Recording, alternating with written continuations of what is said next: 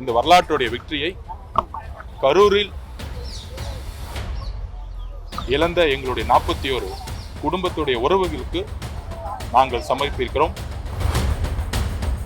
பிறப்பால் அதிகாரத்துக்கு வரக்கூடிய குடும்ப ஆதிக்கத்திற்கு மக்களும் பெண்களும் இளைஞர்களும் முடிவு எழுதிய நாள். உங்கள் சத்யாவில் ஃபுல் மூன் சேல் காலை 9 மணியிலிருந்து இரவு 12 மணி வரை. மே 1 ஒரு நாள் மட்டும்.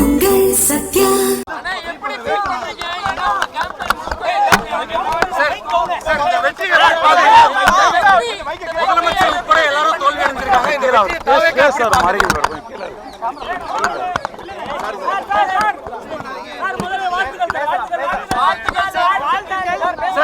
முதலமைச்சர் உட்பட அனைவரும் தோல்வி அடைஞ்சிருக்காங்க. தமிழக வெற்றி கழகம் எப்படி பார்க்குது இந்த வெற்றியை? முதல் தேர்தல்ல மிகப்பெரிய வெற்றி பெற்றிருக்கார் டிவிகே. என்ன சொல்ல விருப்பப்படுறீங்க இந்த நேரத்துல? தமிழக வெற்றி கழகத்தின் சார்பில் எங்களுடைய தலைவர் விஜய் அவர்களின் சார்பில் ஆதவர்ஜுனா ஐயா நான் தமிழக மக்களாக இருக்கக்கூடிய குறிப்பாக பெண்களும் இளைஞர்களும் சேர்ந்த புரட்சி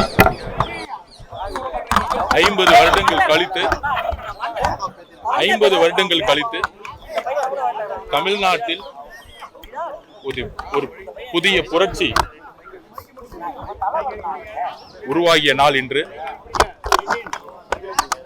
மன்னர் ஆட்சியின் ஒழிக்கப்பட்ட நாள்.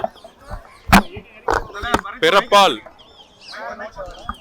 அதிகாரத்துக்கு வரக்கூடிய குடும்ப ஆதிக்கத்திற்கு மக்களும் பெண்களும் இளைஞர்களும் முடிவு எழுதிய நாள்.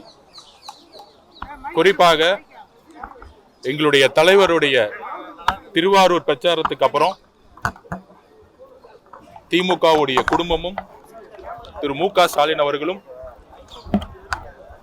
கரூரில் எங்களுடைய குடும்பத்தில் 41 உயிர்களை இழப்பதற்கு ஒரு முக்கிய காரணமாக இருந்த நொடியிலிருந்து தமிழக பெண்களும் இளைஞர்களும் இந்த திமுகவுடைய கொடுமையான ஆட்சிக்கு முடிவு கட்டக்கூடிய ஒரு நாட்களை எண்ணிட்டு இருந்தாங்க. எங்களுடைய தலைவர் அவர்களுடைய பிரச்சாரத்தை முடக்கினாங்க. தொலைக்காட்சிகள அவதூறுகளையும் செய்தி நிறுவனங்கள்ல தமிழக வெற்றி கழகம் 10 எம்எல்ஏ கூட ஜெயிக்க முடியாதுங்கிற கூடிய அவதூறுகளையும் தலைவர் அவர்கள் மேல கடுமையான அவசரங்களையும் எங்கேயுமே பிரச்சாரம் பண்ண முடியாத அளவுக்கு ஒரு அரசே மு.க. ஸ்டாலின் அவர்கள் சொல்லுவாரு, நாங்கள் தமிழக வெற்றி கழகத்தை பத்தி பேசினதே இல்லைன்னு. ஒரு அரசை எதிர்த்து நின்னுச்சு தமிழக வெற்றி கழகம் எதிரா நாடகமாடிய ஒரு அரசு.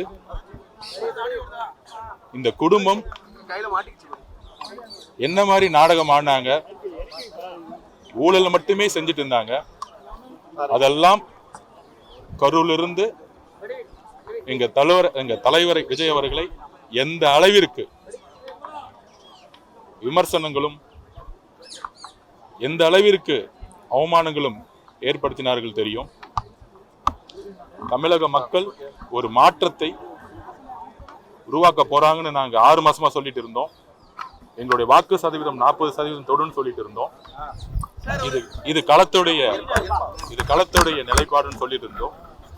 ஆனா 75 வருட கட்சிகள் 50 வருட கட்சிகள் எள்ளி நகையாடினார்கள்.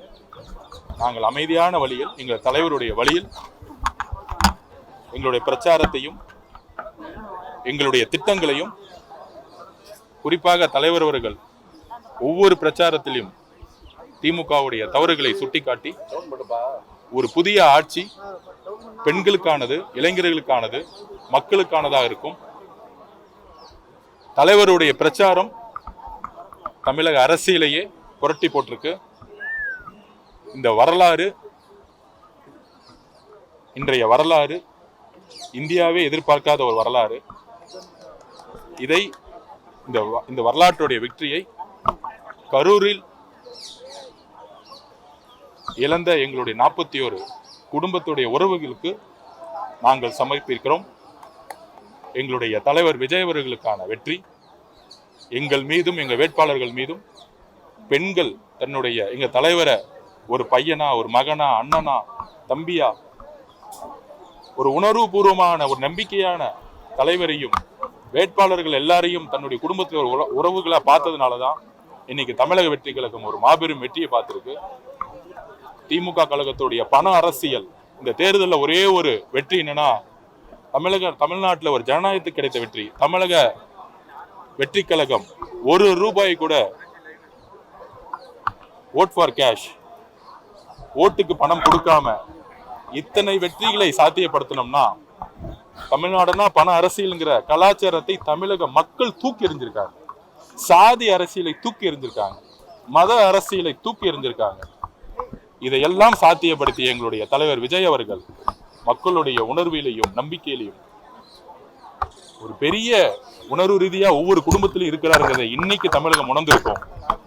எல்லா செய்தி நிறுவனங்களும் உணர்ந்திருக்கும், பத்திரிகையாளர்களும் உணர்ந்திருப்பாங்க. திமுகவுடைய பண அரசியல், குடும்ப அரசியல், வாரிசு அரசியல், மன்னராட்சி தூக்கி எறியப்பட்ட நாள். கொளத்தூர்ல மு.க. ஸ்டாலின் அவர்கள் தோல்வியுற்றதுக்கான முக்கியமான காரணம், எதிர்கட்சியா இருக்கும்போது அவர் என்னென்ன சொன்னாரோ அதை எதுவுமே செய்யாம குடும்ப ஆட்சியை மட்டுமே போக்கஸ் பண்ணி ஊழலை செஞ்சாரு, பண அரசியலை உருவாக்கினாரு. ஒவ்வொரு தொகுதியிலும் 50 கோடி 60 கோடின்னு திமுக செலவு பண்ணாங்க. அந்த மாதிரி அமைச்சர்களையும் வேட்பாளர்களையும் மக்கள் தூக்கி எறிஞ்சிருக்காங்க.